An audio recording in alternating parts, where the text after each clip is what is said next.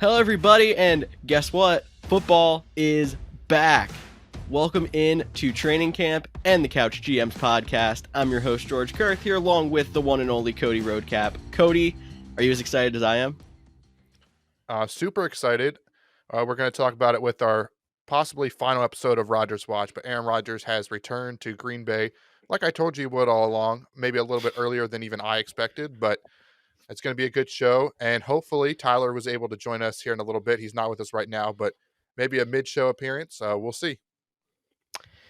Yeah, we'll keep an eye out for him, and we're going to recap all the top stories of the week, and it is a heavy news week. I don't know if I was expecting it or not coming into training camp, but there is a lot going on in the world of the NFL right now. And we're also going to take a look at a training camp preview. We're going to talk about some of the best camp battles and other things you should watch in training camp and into the preseason. We're going to keep you up to date with any news that breaks off the air on our social media channels, Twitter, Facebook, and Instagram at the Couch GMs. And you can also check us out on thecouchgms.com. But with no further ado, I feel like we're going to be signing off on an off-season staple here. Let's get into some NFL news. Well, if we're going to get into NFL news, that means we have to do our final episode of hashtag RodgersWatch. Like I mentioned in the intro, he is back in the building. It didn't seem like he might be there day one of training camp. He is. Apparently, they're working on a new contract that has some concessions made by both teams. Basically, the full details aren't out yet, but his last year, he has 3 years left. That last year in 2023 is essentially becoming voided. He's going to convert some salary. He's not going to take a decrease, but he's going to convert some salary into a signing bonus. So that will free up some cap for the Packers. That will also push his cap number even higher next year, which will basically put the Packers in a trade me or trade Jordan Love scenario.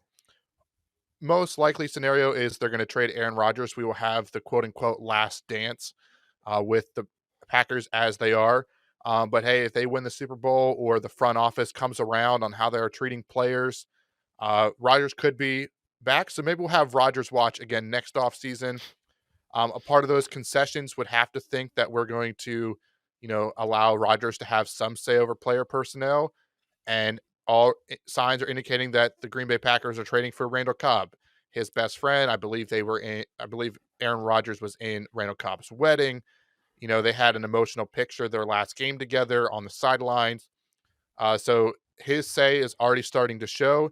I guess the Packers are still going to hold out hope for that they can keep him after this season. And then the Packers did cut 2 quarterbacks today. Blake Bortles, the longtime veteran who was like the case of emergency insurance veteran backup for Jordan Love if Rodgers didn't show up. And the other guy, I even forgot his name. He was at DeGlue, I believe was his last name, but he wore number 18. So I guess they have to free up that number for Randall Cobb. And this also did, last week we talked about Davante Adams not doing extension. Well, now he's back open to doing it because they have more cap space with this new deal. So I look for Davante to be a Green Bay Packer for a very long time, whether the deal is done now, midseason, or in the offseason. I don't expect him to go anywhere. RodgersWatch was a lot of fun. I know a lot of Packers fans were hectic. As I've been saying the whole time, I didn't expect him to go anywhere this season, but we're glad to have him back for at least one more run.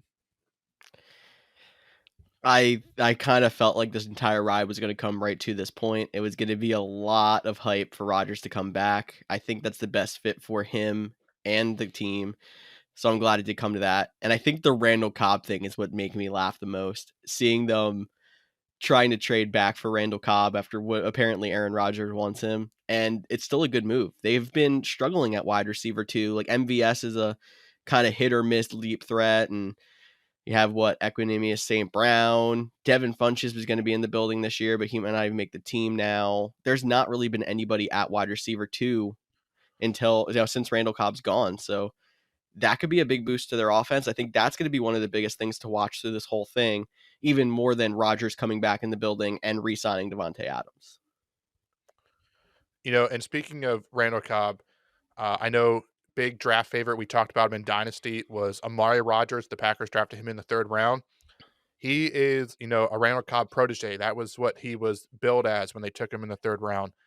His dad coached Randall Cobb. They have a connection, and there's not a better person for Amari Rodgers to learn from than behind Randall Cobb. So I also like the move. It might not be the most flashy move like the Titans going out to get Julio Jones, but we didn't need that kind of player because we have Devontae Adams. Another guy that has a connection with Aaron Rodgers. You can count him on 3rd down, and he'll be a veteran leader in the locker room and a mentor to Amari Rodgers. Hopefully nothing, the deal is pretty much done. They're trying to work out the contract details because I believe Randall Cobb is willing to take a pay cut to make this trade work. So hopefully nothing in those next couple hours to couple days, hinges this and this all goes wrong and Randall Cobb stays in Houston, which I'm sure he is dying to get out of Houston. Yeah. Like another quarterback we're going to talk here in just a second. But Randall Cobb back to Green Bay after a long offseason. All this plus Packer news has been a nice light as we get ready to kick off training camp. So I think that's a great transition into the Houston Texans. I'm actually going to jump off of our rundown for a second here, Cody, and say the Bears have already replaced Randall Cobb if they decide to trade him. Earlier in the week, they traded with the Bears for wide receiver Anthony Miller.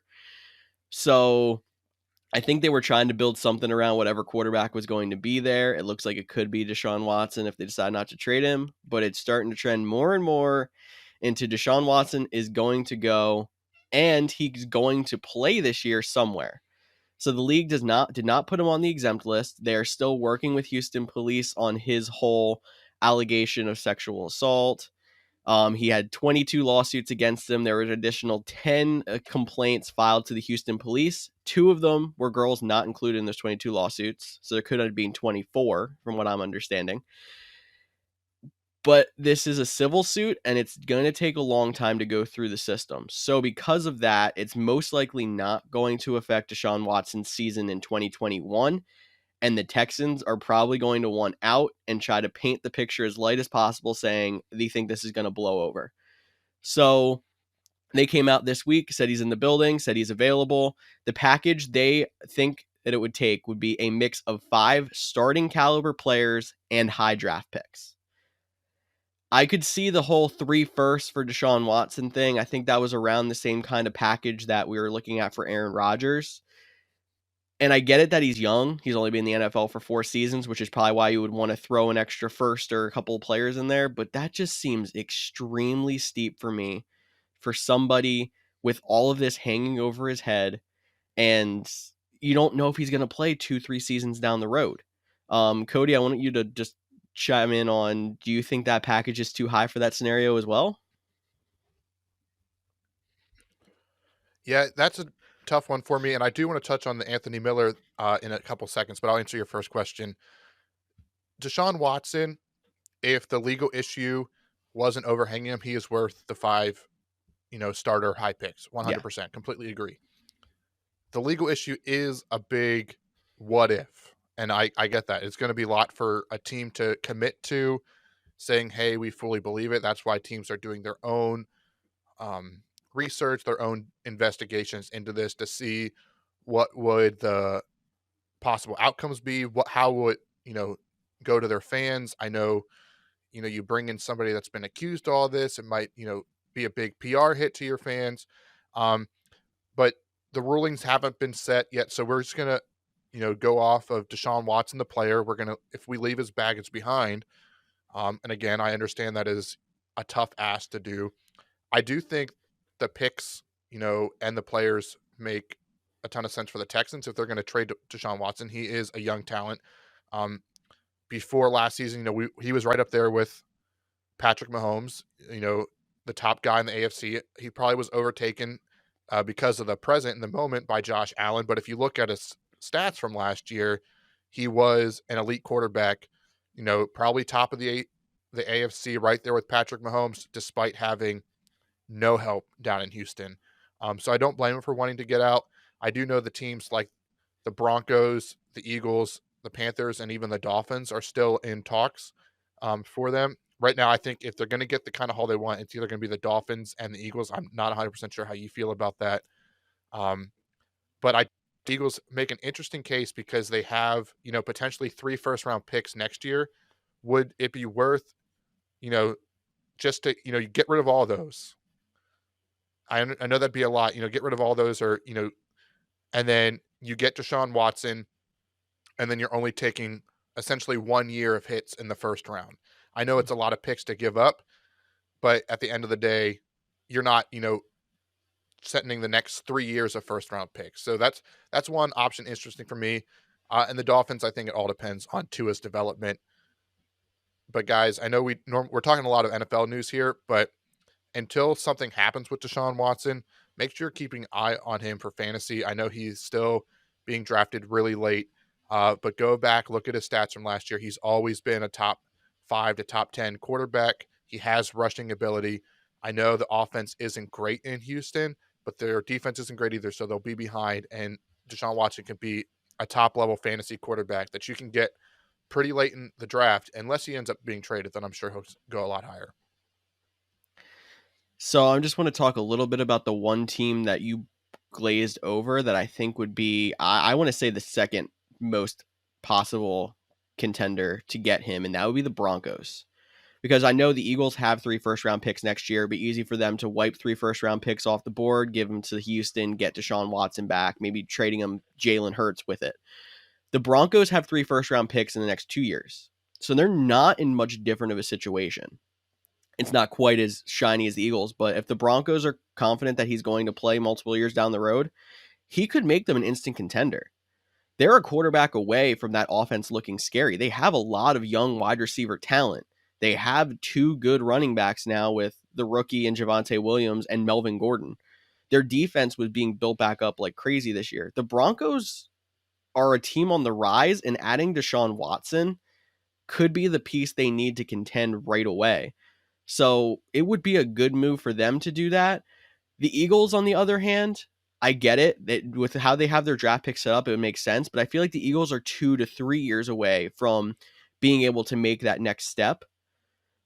And with the uncertainty of him in 2 to 3 years, I don't think it makes sense for that reason. I think he should go to a team that you can contend right away, which could be the Dolphins.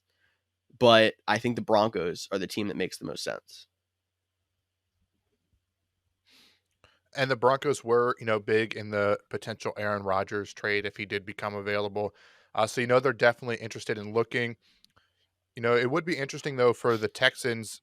I know Watson really wants out, and he's going to try to push his way out as much as possible.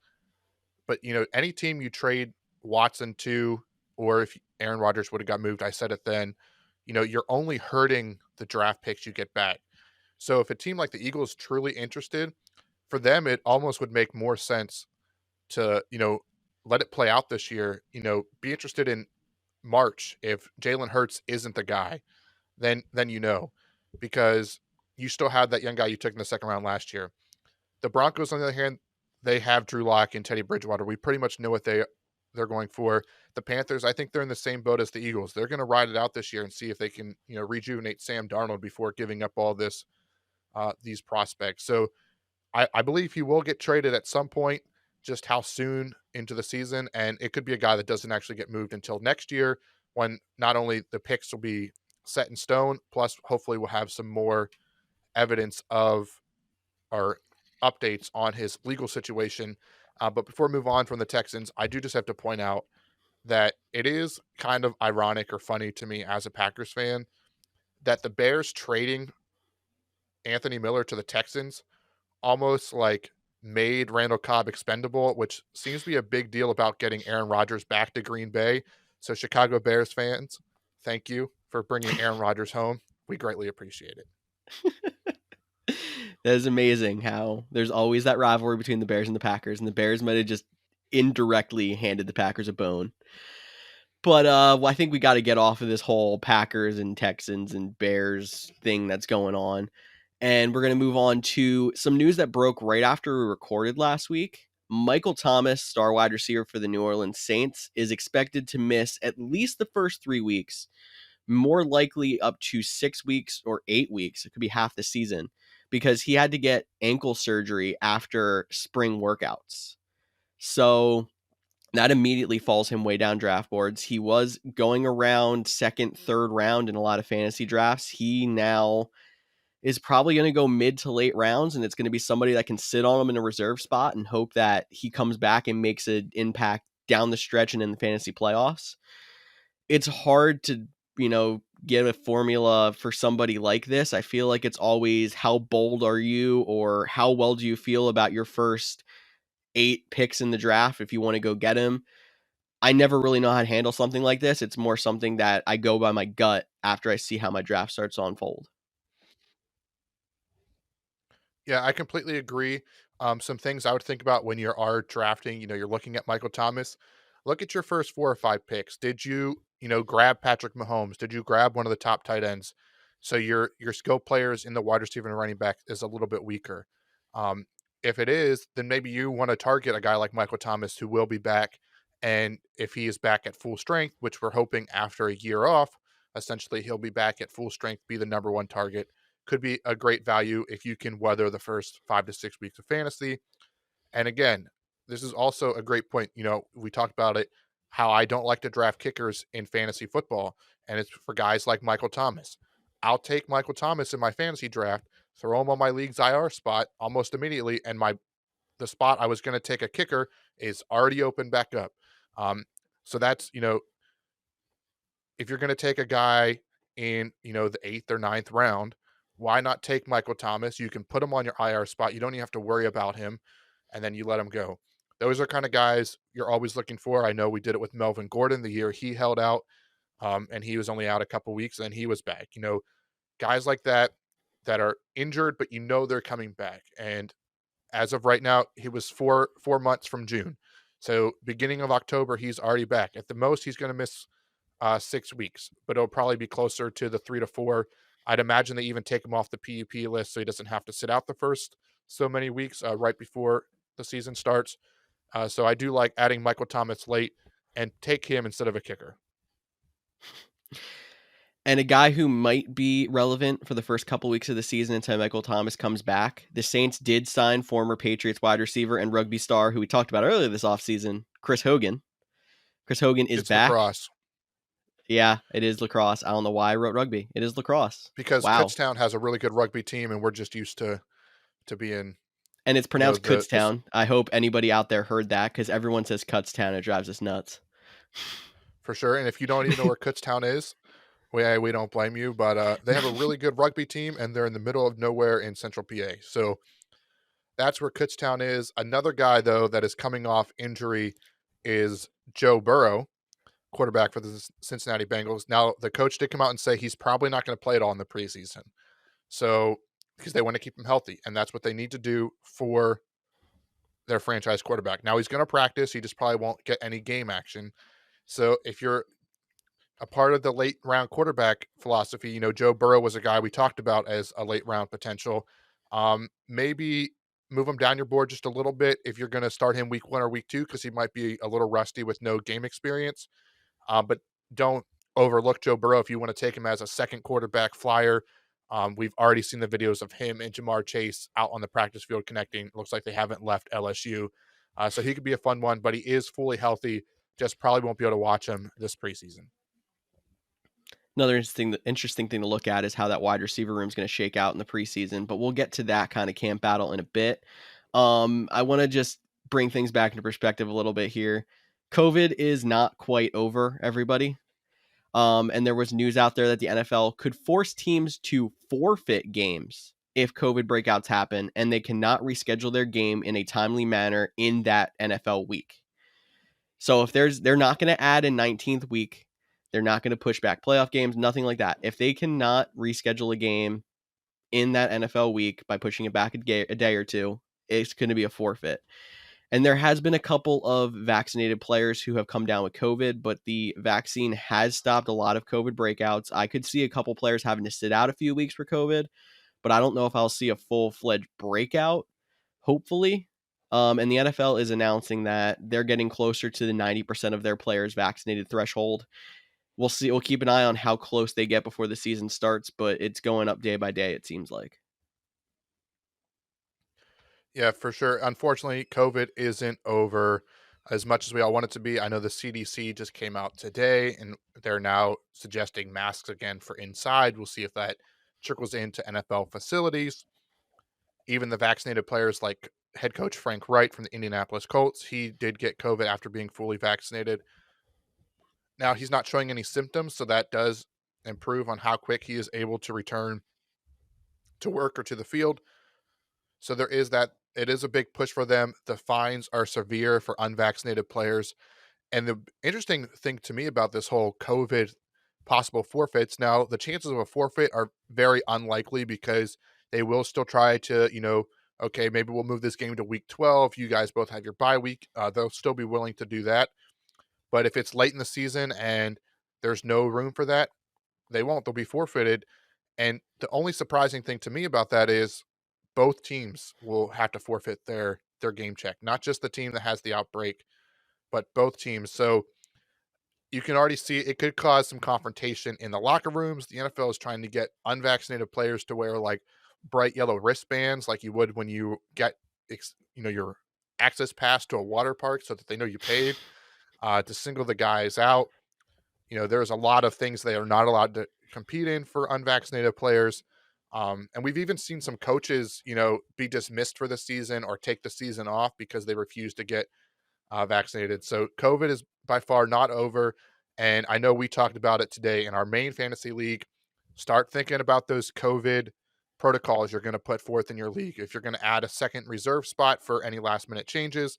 I know last year, if a game was in jeopardy or moved to Tuesday because of COVID, before Thursday, the league, if you was a starting, so for example, if the Steelers are playing on Tuesday, by Thursday, if you wanted to start Najee Harris, but you weren't sure the game was going to happen, you could say, I designate this player as my COVID replacement, and then the GM of the league or the commissioner of the league would make that happen if the game would be forfeited and not played. If it was played, you're playing Najee Harris like you wanted to. So just some things to keep in mind, but definitely be safe out there. Make smart decisions. Keep washing your hands. We're not quite through this thing. And then I have one more headline to try to bring us back up here. Something that got me super excited when I read it, and then it kind of got less exciting as I read it more. Cody, have you ever watched tennis, and do you know what Hawkeye is? I've watched tennis. I know what it is because I read your little blurb that you're going to tell the people. I didn't know that what it was called, but I know what it's referring to. Okay, so for those of you who might not know, Hawkeye is if there's ever a challenge in tennis, it's basically like a virtual court and ball, and they use like a tracking system throughout the court to see if exactly where the ball hit on the court, and you can tell if it was barely hit the line, if it was out, and that's how they can be super accurate with their replays if anyone does challenge a ball in or out. So the NFL struck a deal with Hawkeye, and I was so excited to see maybe sensors on shoes there you could see if a player was stepped out of bounds or not. Not the case. They're going to add a couple of more cameras to NFL stadiums, and they're going to put in a software that can help them more easily find the best replay angles for reviews. Still a good improvement. It's going to help with the Sky Judge that they put in as well, but not exactly the cool new technology I was hoping for. Hey, it's coming, but in all honesty, the NFL just needs to put 3 guys, maybe the Couch GMs, in a room watching all the games like we already do and say, is that a catch? That's a catch. Is that in? Nope, he's out. Give me a 20-second shot clock to make the call and then move on. I think that's a lot better system, but I'm all for technological advances. And hopefully this is just the start of a growing process because as we just witnessed, if you're an NBA fan, replays kill the game. I believe it was game 2 of the NBA Finals. The last 2 minutes took 37 real minutes because there were so many stoppages. And so, yeah, anything we can do to pick up the pace and not rely so much on replays. And sometimes replay, in my opinion, is just a bad thing because we can see too much in so slow of motion that it's like, okay, I guess technically he wasn't down, but like in real time he was down, or okay, the ball wiggled a little bit, so now it's not a catch. But again, shot clock, make it obvious. Let's move on. That's my That's my call for the NFL to adjust the replay system. Amen to that. So I hope this helps to get to that. And now everyone's favorite new segment. Let's get some quotes of the week. Now I'm going to keep this a little short this week because we had so much news, but I got a couple of good ones for you here. Gardner Minshew. Everyone remember who Gardner Minshew is? He's now behind Trevor Lawrence on the Jaguars depth chart. Well, he says that number 2 is not an option, and he is determined to start the season for the Jaguars. I just want to laugh a little bit and say Gardner Minshew is not beating out Trevor Lawrence on their depth chart, but I like that he's keeping himself motivated, I guess. Wow, you didn't even give the whole quote for this one. No, that I wrote that after. Number 2 is not an option is the only thing he said. I'm pretty sure I saw, and again, Twitter, they could have added it because it's Gardner Minshew. But I'll have to look. Maybe we'll tweet it out. But I'm pretty sure there was something along the timeline of like, I haven't gone to the bathroom in weeks because a number 2 isn't not an option. Like he even doubled down to this, which I love Gardner Minshew. He's not going to beat out Trevor Lawrence. I'll let you go through the other quotes, and I'm actually going to look for this and I'll give you the exact quote because. Oh, I am excited because Gardner Minshew is honestly one of the best personalities in the NFL. I would not be shocked if he said something like that. But anyway, going on to Ben Roethlisberger, his quote was, "He feels more normal of an offseason. I just think that physically I feel better in terms of my arm."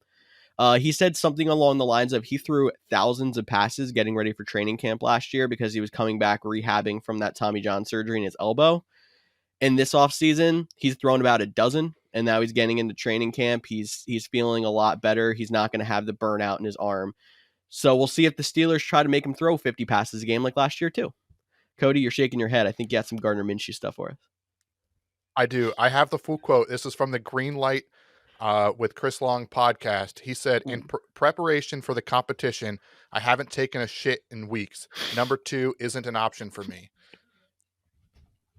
I don't care. I like Trevor Lawrence is going to win the job, but Gardner Minshew is a legend that we all need to, realize that his time in the NFL might be up soon. But he has definitely made the most of it for a late round draft pick that came onto the scenes out of nowhere, become an internet phenom. You got to love Gardner Minshew. You do have some other quotes here. Matt Stafford said, "We're still going to have a solid run game despite Cam Akers' injury." I think we all agree that Sean McVay is really good at the running back position, getting guys open. We'll see if it's Darrell Henderson or some other guys that could potentially take over. And then it's not even a quote, but I'm just going to hold my phone up to the camera here. Titans, I wish Tyler had joined us by this moment, but Titans punter Brett Kern showed up to camp. I'm not sure if you can see it, with a t-shirt of, Yep. But because I can't focus now. Ooh, that is, keep that screenshot up there. Oh, shit. We're off the rails here. Off the rails. But this is why you guys have to watch us on YouTube. This is a good time. But Derek, it is a picture of Derrick Henry and Josh Norman going flying. So I just love that they're still repping that. And the punter, good times. Glad to see players back in training camp. But I guess we should probably just move on and talk about some training camp previews. Yes, Cody, let's jump into some training camp preview. And I think the first thing that would be good to talk about, considering we are a fantasy football show, would be some camp battles that we think are important to not only their NFL teams, but the fantasy football as well. And I think there's a lot of quarterback battles we have to watch, even if it's not even for the quarterbacks in fantasy, but to affect the players around them. I think a good one to start off with is the Denver Broncos.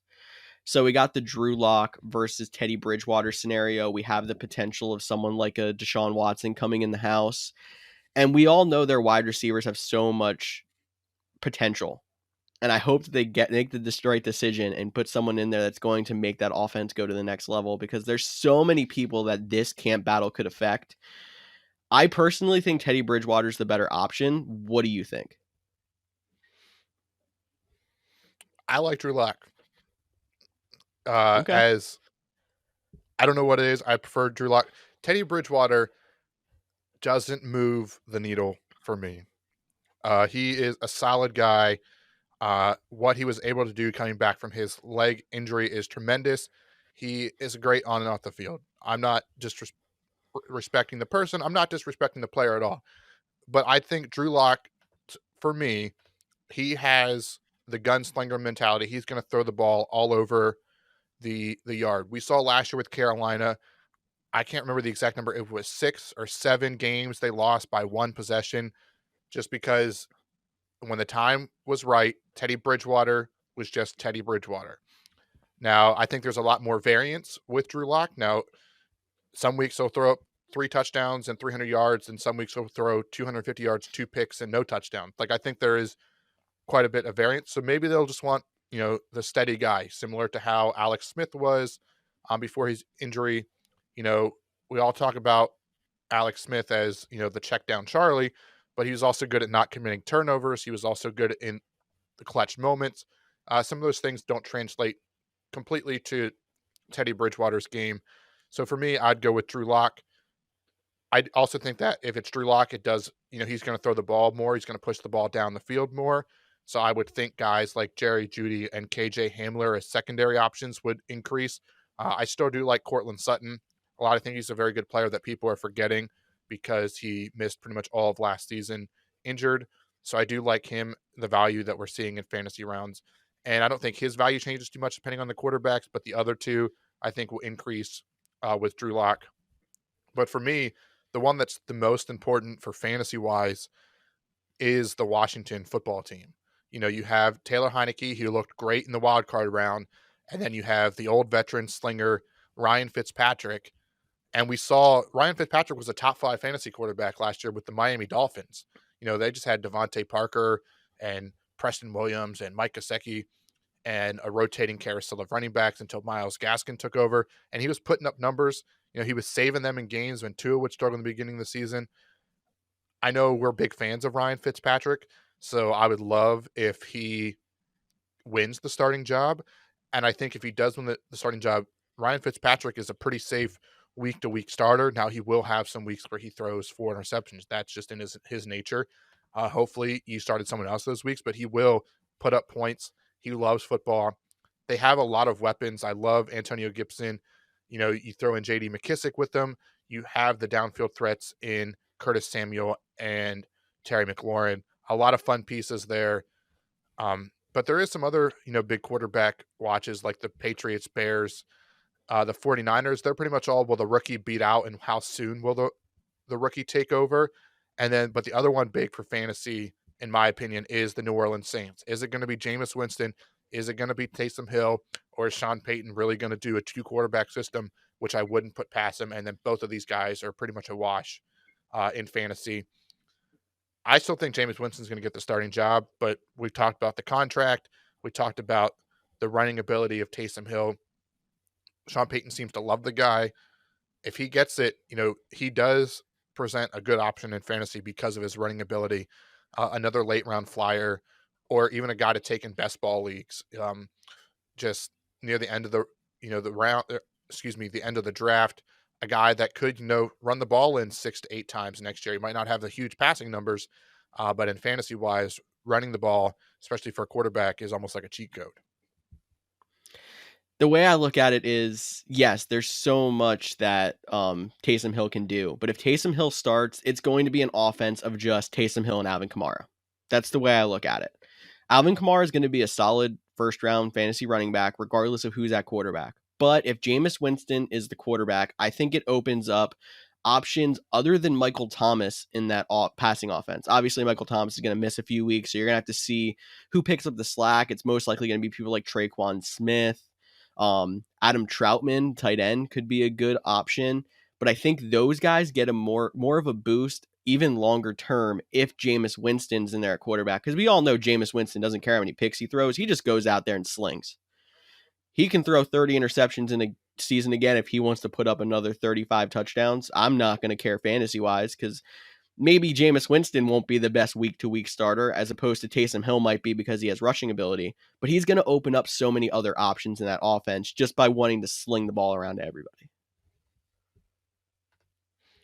Yeah, I agree, and I'm pretty sure even the year he threw 30 interceptions, he was a top 10 quarterback because of the air yards, because of the passing touchdowns. So there's a lot of interesting battles at the quarterback position. It's the most important, but the most important position in fantasy, a lot of people will tell you, is the running backs. Now, there's a lot of committees out there, but we have four teams that we're really going to pay attention to on their running back battle, and that's the New York Jets. Is it going to be the rookie Michael Carter, the old veteran Tevin Coleman? Is the Arizona Cardinals? They signed James Conner, but they also have Chase Edmonds.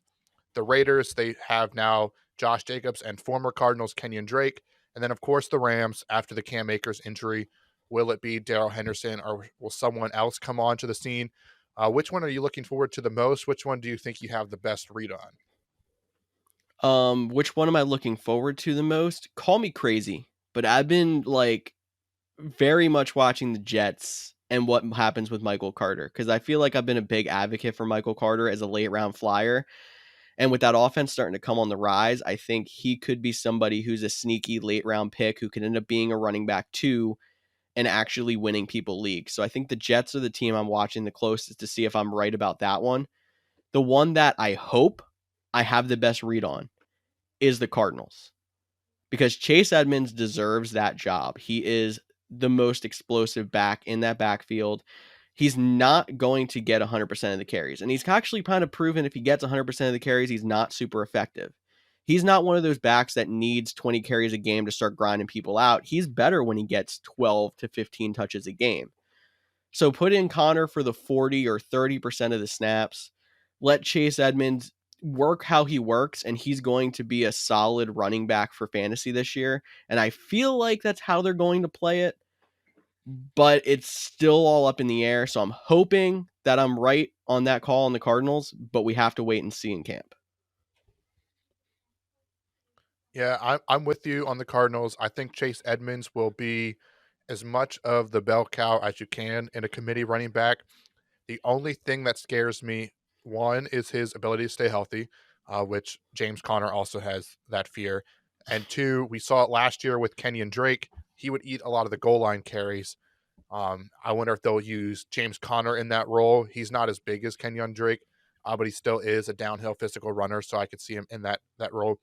But especially if you're full point PPR or half point PPR, don't sleep on Chase Edmonds. He will be involved in the passing game. The Raiders to me is the most confusing because, Josh Jacobs, he was the eighth running back last year, even though his numbers didn't look that good. He was still number 8 in fantasy. And then they go out and sign Kenyon Drake. You know, the Raiders, I feel like, when Mike Mayock took over, everyone was like so excited for them. But after a couple drafts, they still have John Gruden. I can't read the Raiders. They still have Derek Carr, who is like the average line of quarterbacks. Like he's not elite, but he's not terrible. He's like right there in the middle. I think that running back room is a complete mess.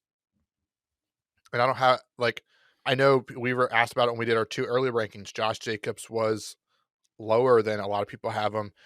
He's probably moved up a little bit just because he is still that big name guy, but definitely as camp goes on, the preseason, um, I'll be watching that one. And it's also important to remember when you're watching preseason, it's not as much who is playing, it's also who's not playing. If Josh Jacobs comes out in the first preseason game, only gets 8 carries, I mean that even seems like a lot for the first preseason game, but if he gets 8 carries, but then Kenyon Drake gets 15 to 20 carries, well, you can see that they're saving Josh Jacobs for the season. So just keep that in the mind as you're watching the preseason games. And also, when you're watching preseason games, don't get overly excited for players that have big weeks because remember, a lot of time it's first the second string they're playing because they're fighting for roster spots. Uh, I hate to bring it back to the Packers because I feel like we do that a lot, but Jake Kumaro, the fan favorite, that pissed off Rodgers in the first place, he was like a preseason phenom. He did eventually translate to a solid football player, but he wasn't relevant for fantasy despite, scoring touchdowns every week in the preseason. So always keep that in the back of your mind that just because you're producing in the preseason doesn't mean you're going to get the same looks um, in the regular season. And then the Rams are. Before you move on from the Raiders, actually, so I know you talked about how Kenyon Drake was used in a goal line and first two downs role with the Cardinals. I heard earlier in the preseason, I don't know if it fits Kenyon Drake's mold, but the Raiders almost see him as the third down passing running back. Again, I think that's kind of confusing. I feel like he's a little bit more of a bigger running back. He does have pass catching ability. Honestly, he has a little bit of a skill set of a 3-down running back, but I feel like that's how the Raiders are viewing him. So keep an eye out for that as well. If he does get snaps in the preseason, if he's catching screens, working on passing downs, because that I feel like might be how he gets his value, which might actually boost him in a PPR or half PPR. But it's going to probably be Josh Jacobs most of the time at the goal line and on first and second down. I mean, that would be great, because if you remember last year, Josh Jacobs would, run all the way up and down the field, and if they were at like the 6-yard line, he would stay in. But if it was in the 5-yard line, they would bring in like Jalen Richard or Devin Booker, Which and you're seems like, backwards. what are you doing? Because they're your passing down backs. Yeah, and it's not like Josh Jacobs can't catch either. So that does worry me a little bit that we'll see the same thing with Kenyon Drake, because, like you mentioned, he does have catching ability. Like that's what kind of got him to the league in the first place back in Alabama. He was an electric catcher out of the backfield that could also run. I mean, he has definitely improved his running ability in the NFL. So the Raiders, yeah, they're the toughest for me to judge, get perception on, or how I feel about them. And then the last running back one, the Rams, we talked about a little bit when we did our mock draft last week. Are you still like Darrell Henderson is pretty much just going to take over that role? I know there were some young guys you were liking. Now that the dust has settled, where do you think you would take Darrell Henderson if you were going to select him in a fantasy draft? I think until somebody else proves something, it has to be Darrell Henderson, because he's the only guy that you really have tape on that has been successful. I think I would probably look at targeting him around the 4th and 5th round, around that place where we took Kareem Hunt last week, around the Myles Gaskin, Mike Davis, that kind of area. But always keep your options open. Hopefully, if you take him at that spot and he is a running back 2, you come back and get another guy who could play RB2, or he is your flex starter / RB3. Like I did say last week, I like Jake Funk, but I feel like he could be more of a passing down kind of guy. It's literally we're going to be watching all the way through week 1 and trying to figure out what the heck Sean McVay is going to do with this backfield. But the only person with tape is Darrell Henderson, which was what makes him the safe option to draft. And I think he's going to be the lead back, at least for the beginning part of the season. Yeah, that's how I view it. And this is another great time to put out that PSA. If you're drafting a redraft league, draft as close as you can to the week 3 preseason game or after. So we have a little bit more clear insight. So the waiver wires aren't super crazy those first couple weeks, and all the teams are a little bit more balanced. We talked a lot about pass catching running backs, so let's just move on to pass catchers. I did talk about the Broncos. They have the Cortland Sutton, Jerry Jeudy, KJ Hamler, Noah Fant, which is technically a tight end, but they got a lot of passing options up there. And then the Colts, I think, is the most interesting one for me this season. How do you view T.Y. Hilton? Paris Campbell is coming off a few years of injuries. And then a guy I really like, especially late rounds, is Michael Pittman Jr. Carson Wentz still doesn't seem to have, the same traction as he had a few years ago after his or before his ACL injury. Last year was rough for him, so I think there's a lot of people down on them. But the Colts defense is good. Jonathan Taylor is a very good running back. They still have Marlon Mack, which is another, I know I'm back into running backs, but he's another good handcuff that we often forget. He's a really good running back, so someone to keep an eye on late in your drafts. But back to the wide receivers. In my personal opinion, I'm taking Michael Pittman as the top guy for the Colts. He's probably the only guy I'm drafting. I'm sure T.Y. Hilton will get drafted.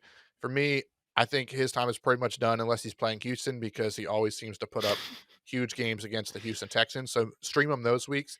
And then in my best ball leagues, I will take a flyer on Paris Campbell just because he does have a lot of upside. But I look for a big year two jump out of Michael Pittman. I know there's some other analysts out there that are on the same page, and there's some guys that don't like him. So for me, I'm grabbing Michael Pittman, as many shares of him as I can this year in fantasy. Especially from where he's going in drafts. He's going mid to late rounds, almost on like the borderline flyer territory. If I can get a wide receiver one who, again, I agree with you, I think he's going to break out this year, in that, like right before I start taking my flyers, I love that. I think I wouldn't draft Paris Campbell unless it's a best ball, like you said. T.Y. Hilton, I probably wouldn't take him, but if you think you have a solid wide receiver room, you might want to take a late round flyer on him and draft him almost like you have a Deshaun Jackson in the past. He's a guy that, if you think it's a, exposed secondary, or if he's playing Houston, you could play him if you think you need big points. Carson Wentz has a big arm. He could throw up 2 touchdowns to him with 40 plus yards in one game, any game. I think T.Y. Hilton has kind of turned from the reliable wide receiver one to the big play threat. And he could end up proving me wrong and catching more than 3 balls a game than I'm thinking right now. But as of now, I think it has to think Pittman's the guy who's going to be Mr. Reliable, and T.Y. Hilton's going to be the top off the defense. For sure. And one more team I do want to talk about their wide receivers. It's because it's the Arizona Cardinals. Now we know DeAndre Hopkins is at the top. If you look past them, they have AJ Green, they have Christian Kirk, they have Andy Isabella, and Larry Fitzgerald still hasn't officially retired. They're like still waiting for an answer from him. So he could still potentially come back. Now, I'm not saying we're starting Larry Fitz in your fantasy leagues, but we're projecting a lot of points from that offense. We're projecting a lot of throwing and scoring from Kyler Murray. He is a top quarterback. There's going to be a second wide receiver from the Arizona Cardinals that, makes some plays. It might not be on a week to week basis. Some weeks it could be AJ Green. But a guy, he's often overlooked, but Christian Kirk, when healthy, has been a solid fantasy option. Again, we're talking in the flyer rounds, late rounds. I'm a big proponent of taking a lot of wide receivers. That's just how I like to draft because it's one of my favorite positions to watch on Sunday. So if I'm going to have guys on my team, one of those positions I'm going to watch is the wide receivers. Christian Kirk, he could be a solid number 2 option on a very high scoring offense. So just another name to keep out there because, again, we're projecting a lot of points for the Arizona Cardinals. And those are the kind of moves that'll win you leagues. Like, a lot of people are going to want to take AJ Green because of the name AJ Green.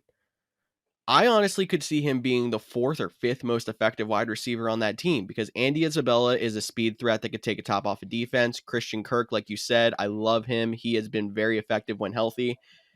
And people are taking a liking to Rondale Moore as well, the rookie, who there's so much hype of him being able to hook up with Kyler Murray early. AJ Green could legitimately be the 5th best receiver on that team, but people are going to take him because of his name. Don't fall into that thinking. Feel free, especially if it's a late round flyer, to take a risk on somebody. If you lose it, you lose it. He's not going to be a starter on your team anyway, at least not for the beginning of the year until we see how everything shakes out. Absolutely.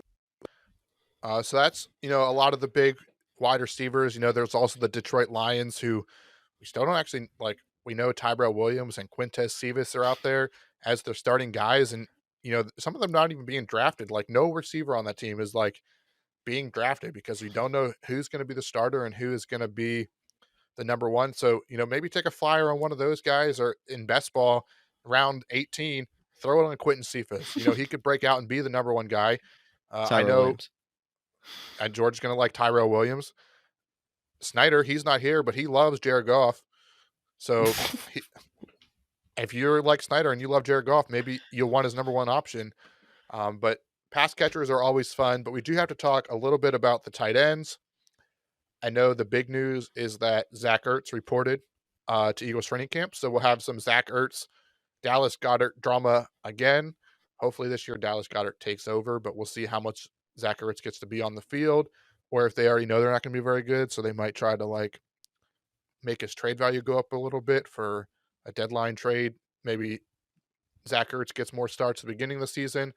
And then the New England Patriots, I feel like we have to talk about because they were big spenders at the tight end position between Jonnu Smith And Hunter Henry, I've mentioned it before. I think Hunter Henry is the better option in fantasy because I think he'll get more red zone targets, but Jonnu Smith will have more yardage. So he might have a better week to week floor because I think he'll see more action where Hunter Henry will be a little bit touchdown dependent. And we also have to remember, as of right now, it's Cam Newton and or Mac Jones. So might not be the best passing attack for tight ends. But the Eagles one, which I'll let the resident Eagles fan talk all about the Eagles one because he'll know a lot more information about them.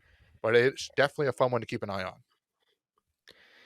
There's just so many question marks for me to really put a good gauge on how the Eagles are going to use the tight ends. Of course, under Doug Peterson, it was a very tight end centric offense. There was a chance that both of them were startable any given week, but the problem is it was Zach Ertz most of the time. Dallas Goedert was inconsistent. I really do wish, like you said, that they flip it and Dallas Goedert gets most of the start, and you're going to play a lot of two tight end sets. Zach Ertz might be more of a a stream or a bye week fill at the tight end position.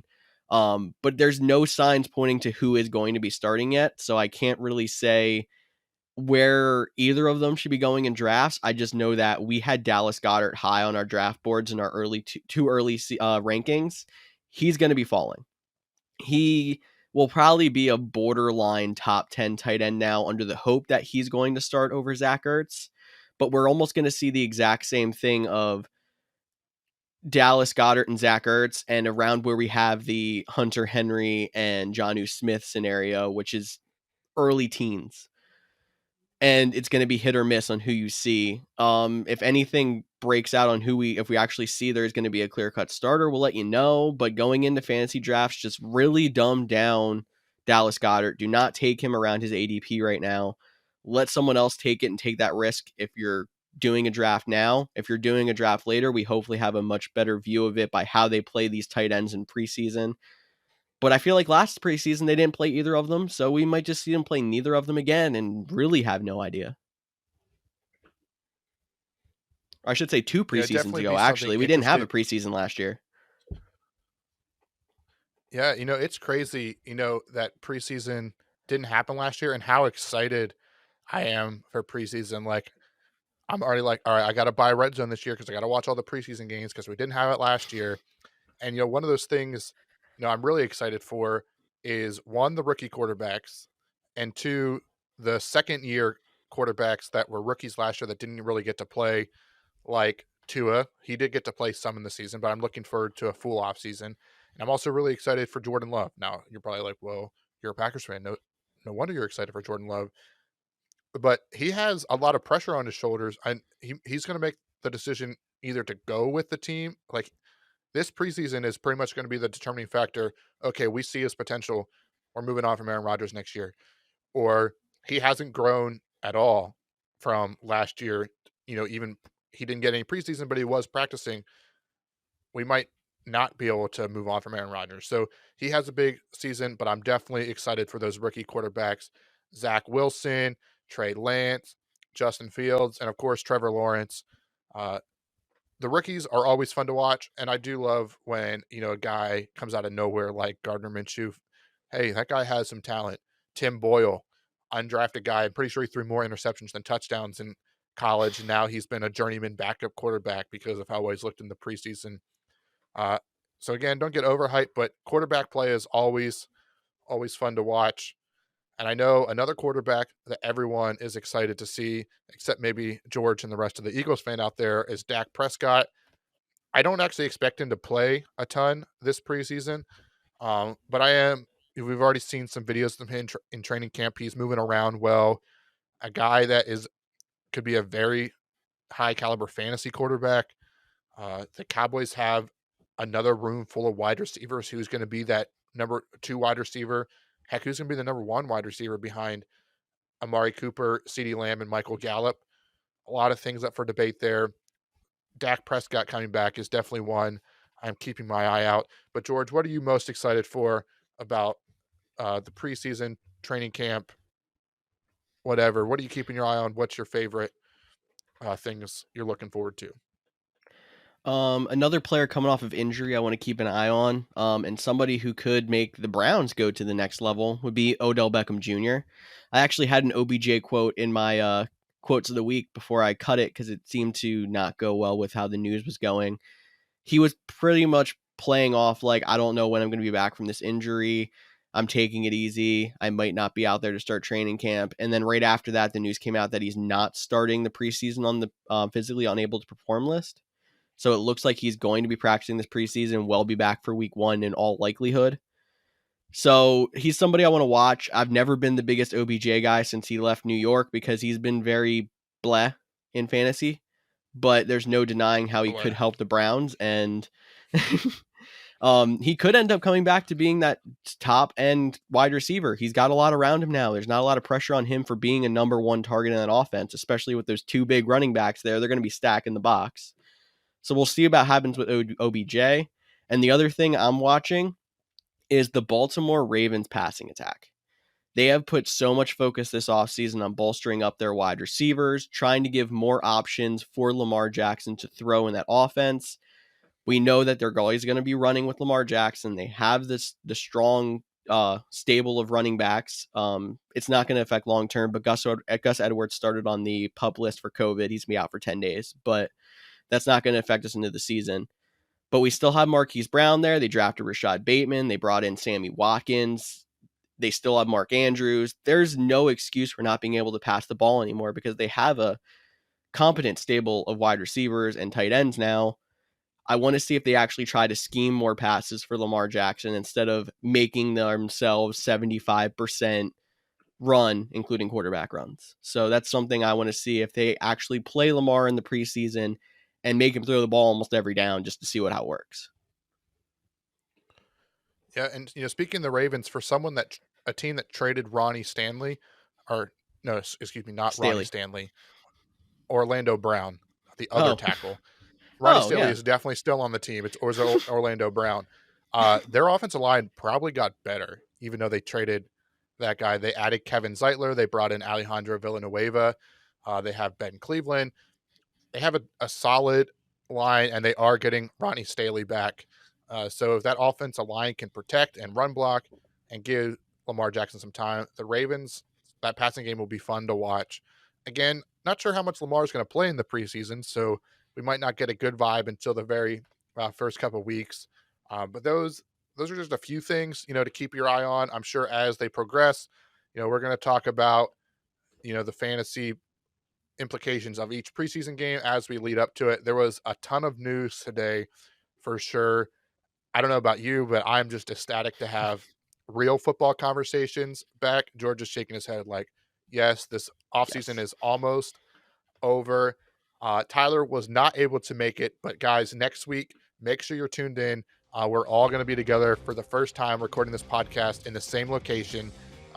So it'll be a lot more fun, and we're doing a fun episode. We'll go through all the news, but we are definitely going to be talking about fantasy pet peeves, things we love about fantasy, things we hate. It'll be a great time, so make sure you tune in for that. But as always, thanks for listening to this episode. And to quote Stephen A. Smith, Aaron Rodgers, that bad man is back with the Green Bay Packers, and I couldn't be more excited. And make sure you guys are getting involved as well. If you have any questions when it regards to fantasy or fantasy drafts coming into draft season, please let us know. If you want to know our opinion on how your team's depth chart is going to break out, if you think you have a better late round flyer than some of the guys that we mentioned, call us out. We'll talk back. We'll talk some smack. We'll give you some of our insight. We'll help you guys out and make you the best you can be in your fantasy leagues this year. Thank you one more time for listening to the Couch GMs podcast. For Cody Roadcap, I'm George Kurth, and we'll see you all next week. Nice.